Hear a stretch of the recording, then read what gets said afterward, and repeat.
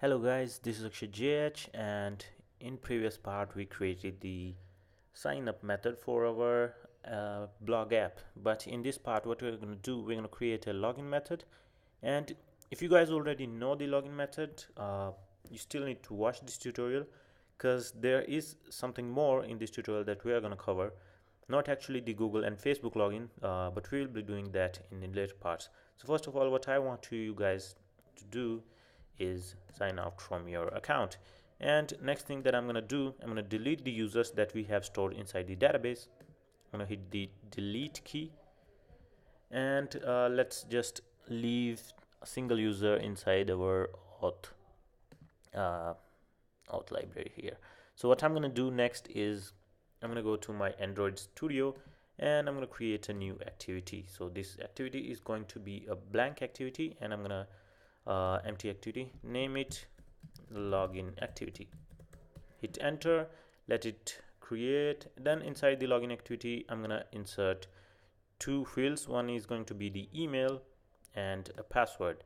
Then I want a button for my login here, so I'm going to add a button as well. So for this, I'm going to change the ID to login email field, and for this one I'm going to change to login password field. All right, so the next step is also the ID for this one. This is going to be the login button, and I'm going to add hint for these guys over here. So this is going to be email, and this is going to be password. Where is it? Is it even selected? Yeah, password. And lastly, text for this one. The text is going to be login. Now the next thing that I want to do is actually make them match parent with, because we're going to be working with the design implementation later, so we're not going to worry about much about the design. So what I'm going to do, you guys can obviously create one more button that says need a new account, and this should redirect to the create account page. Now I know you guys can do this by yourself, so I'm going to leave it to you guys. I'm going to go to my login activity.java file. So I'm going to say private edit text m login email field. Now this is also something you guys can do by yourself, so if you want to skip this step, you're welcome.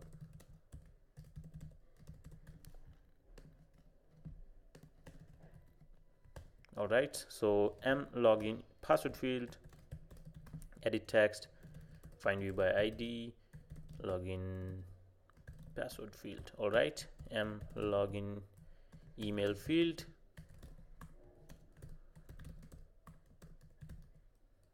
login email field. All right, and lastly m login button. This is bnt. I'm going to change it to btn. This is going to be a button, and find view by ID r.id dot login button. All right, so everything is done. Then I'm going to create a set on click listener for our button. So once a user clicks, we want to fire up a function called a method called login check. Then I'm going to quickly create it, create method. All right, so inside this method we're going to check if user has logged in correctly. So I'm going to create a string of email. So we're going to retrieve email from the login email field dot get text to string trim. All right, same thing for the password. So m login password field dot get text to string trim. All right, so we got email and password. Then we're going to check if any of the field is empty. So is empty email and not text utils dot is empty password. All right, so once user has filled everything, then we're going to start our login process. So till now everything was same. Now this is going to be a little bit different, not the login process, but after that. So I'm going to say we need to create an auth, Firebase auth, obviously, to access the login. Private, yeah, Firebase auth m auth. Then we can set it over here. So m auth equals Firebase auth dot get instance. All right, then we can come down here, mauth.signin with email and password, and I'm gonna hit this, create a semicolon at the end, and then inside that we need to put in our email and the password that we have just retrieved over here. Then after that, I'm gonna add an onComplete listener, new onComplete listener. All right, and inside that the task returns us these results. So if task dot is successful, do something else, just for now add a toast, but we can implement the UI later. So error login toast dot linked long. All right, so this was pretty simple and we guys have already done it in previous parts, but what we are going to cover extra is something here. So I'm going to create one more method inside the task.isSuccessful, and this method is going to be check user exist. All right, now this is going to sound a little bit tricky, but I'm going to explain it to you guys.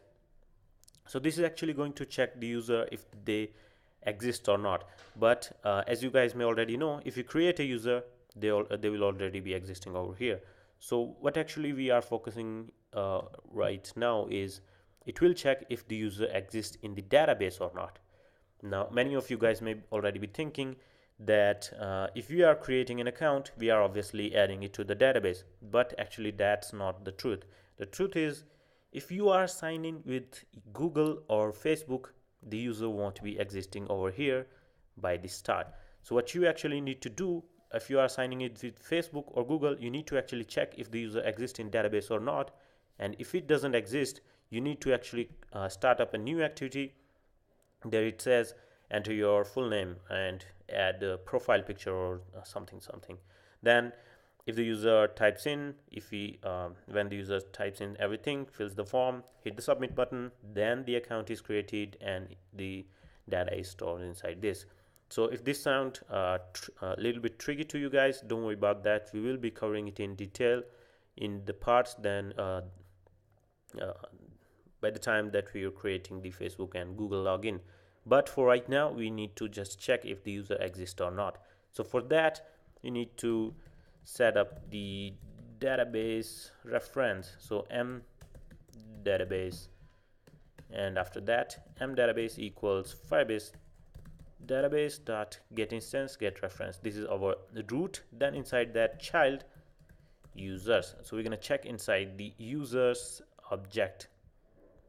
So inside the users object, what we actually want to check is string user ID, and this is going to be mauth.getCurrentUser.getUID. Now this should only run if the user has logged in, or else your app will crash.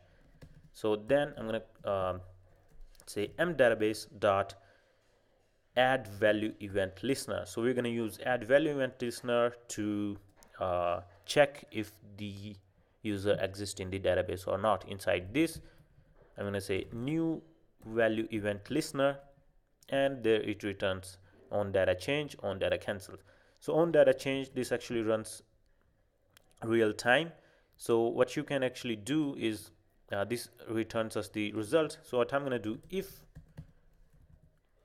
data snapshot dot has child, now the child is going to be our user ID obviously.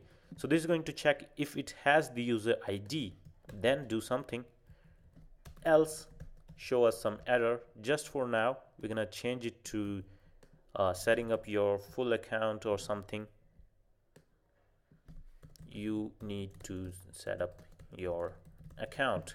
All right, and if everything works fine, we're gonna start up a new intent. So I'm going to go to my main activity. Here, if you remember, we created an intent, login intent, but we actually put the register activity over here. So I'm going to change it to login instead of register, because we want to redirect the user to the login activity if they haven't signed up. Now I'm going to copy this and paste it inside the login activity. All right, hit OK. So this is the context is going to be login activity, and we actually want the user to redirect to main activity. So instead of saying login activity, I'm going to say main intent. Sorry. All right, pretty clear.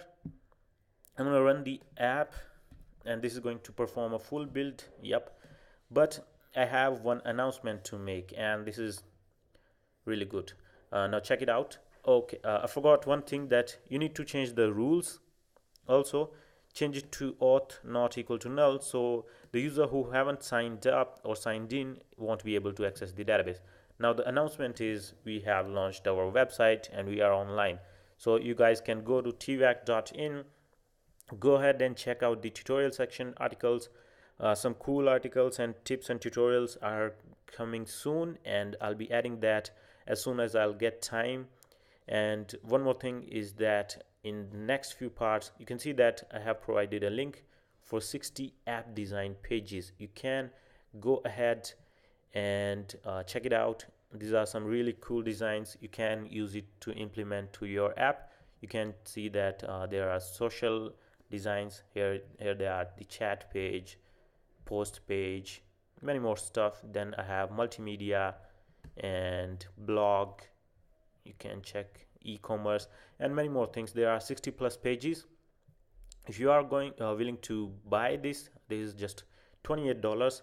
But if you don't want to buy this, don't worry about that, guys, because I'm going to be providing these all the pages for free. Just keep watching the tutorial. In maybe next 1 or 2 parts, I'll be announcing the update of these pages. I'll be providing it for free, obviously. So you guys can go ahead and check out the website. I'll be posting the tutorials and articles really soon, and also free premium templates. So back to our app. So here is our email activity. I'm going to say XJH, the account that I have created. Then I'm going to type in the password and hit the login button. Now I haven't created any progress bar yet. Oops, it has actually logged in. So let me just check what we have done wrong. So okay, if it has child, then intent, that's actually what we wanted. But let me just refresh that we are not missing anything. I'm gonna hit log out, so we are on the login page, and let me just quickly type in.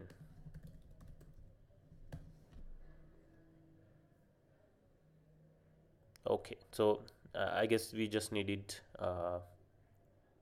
once to run the app. So it's now saying that you need to set up account because the user doesn't even exist over here. But if you run the app again, you'll surely be on the main activity because the user is actually logged in. So we have a fix for that, and I'll be adding it to in the next part, because we need to add some offline functionalities for our this method. So once it checks, it should the user won't be able to access the main activity. So that's it for this part. Make sure that you subscribe the channel, like the video. It won't cost you anything. So in next part we will be seeing how you can then enhance this login feature, and we will add the Google sign in and setup account page really soon. So see you guys in next part.